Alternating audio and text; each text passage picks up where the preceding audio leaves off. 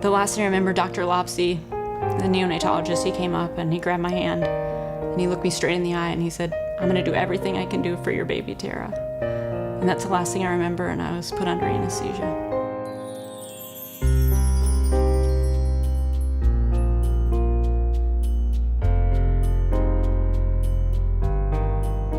Well, I was eating healthy, taking my multivitamins, I was going to all my OB visits. I had actually had an OB visit just a few days before I delivered, and they said everything looks great. We just kept telling people we don't really care the sex of the baby, we just wanted a happy, healthy baby, ironically.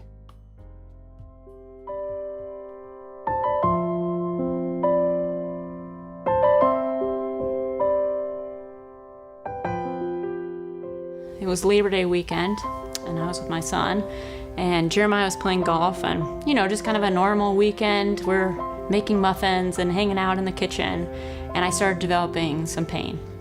Well, that progressed pretty quickly, and I called Jeremiah and said, "You need to get here, like something's wrong."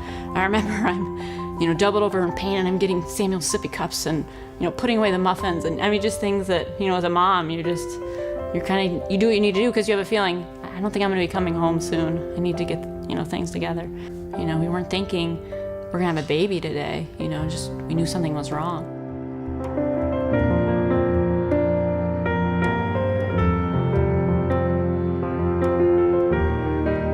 As a physician, I'm thinking so many things in my head. We didn't get steroids, so her lungs can't develop. This is too early. She could have developmental problems. She could have bleeding, and I knew too much. And the only thing I could say was, it's too early. It's too early.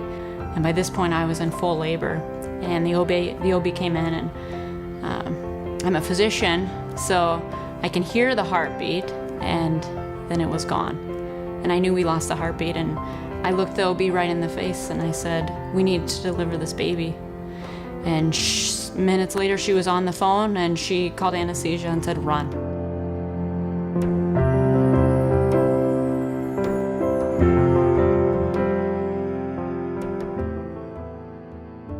First, Dr. Lopsy tried to explain to me, even though I was in a daze, he tried to explain to me everything that they had done to Taylor, that they had to resuscitate her and keep trying different things.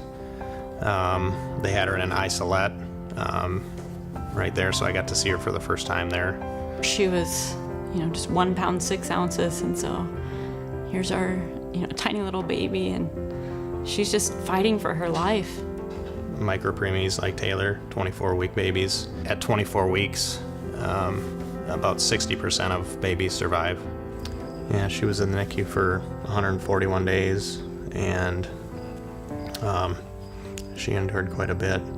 The first week was probably one of the worst times in the NICU. She had chronic lung disease, and her lungs just were not able to support her body initially, even with everything the doctors were doing with medicines and with the machines. Yeah, she was actually intubated, or I should say she had a tube down her throat to help her breathe for over 2 months. This was a long time. Then they had her over on a CPAP machine. A lot of the procedures that were being done to my daughter I had done myself. But nothing can prepare you for having it on your own child.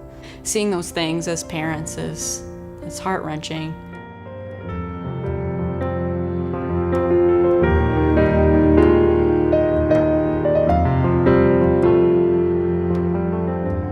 It was a big milestone when we were able to hold her. She was maybe a week and a half, 2 weeks old when I finally got to hold her, and it's just such a great feeling to have her, skin to skin. We felt like all the negative things that she was going through, this was something that was so positive that we could give her. And Jeremiah loved doing the kangaroo care too. We would take turns holding Taylor for hours at a time every day. I think another big milestone was bring our son in to see her for the first time. So we brought Samuel in to see Taylor on Halloween. So she had been in the NICU for a couple months. Mm-hmm. And Samuel was dressed up in his little lion costume, and Taylor was a little ladybug, and we had our first family photo, and that was just such an amazing moment.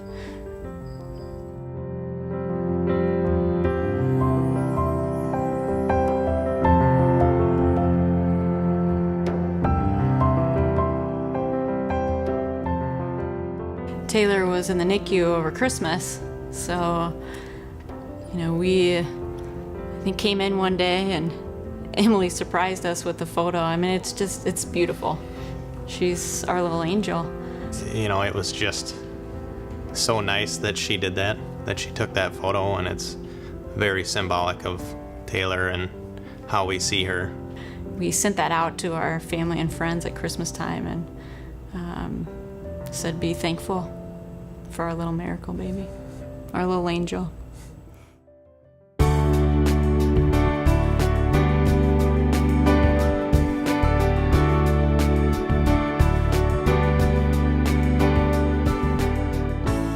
Honestly, I look at Taylor and I really think she's a miracle. I think she's like the living proof of the power of prayer. She's a miracle baby. So right now she's almost a year old, and that makes her 8 months corrected. So she's such a happy baby. She's so easygoing, a lot like our son. She just kind of takes everything in stride. Right now, most people can't even tell she was a premature baby, and she's, mentally and physically doing wonderfully. She's showing no signs of issues at all. So, we're beyond ecstatic with how she's doing. She laughs at her brother, laughs at her dad. She's just a really happy baby, and we feel so blessed to have her off oxygen. She's sitting up. She's meeting her milestones.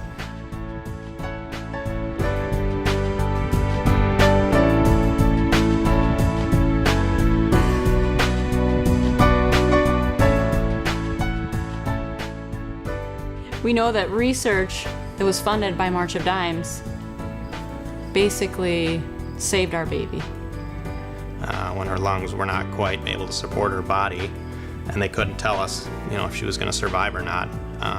But they kept giving her courses of surfactant, which was developed by March of Dimes to help their lungs, and it did help her lungs. And after that first week, she turned the corner and just started going in the right direction. And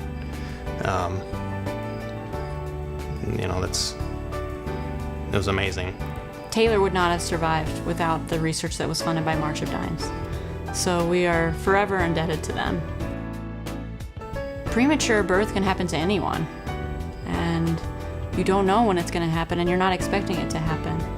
And March of Dimes is doing research to continue to help treat preterm babies, but hopefully one day to prevent preterm labor and to prevent prematurity altogether. So I think now is the time to give, and we feel so blessed, and we want to give back because we know that this is a great cause, and our daughter is living proof of that. Mm-hmm.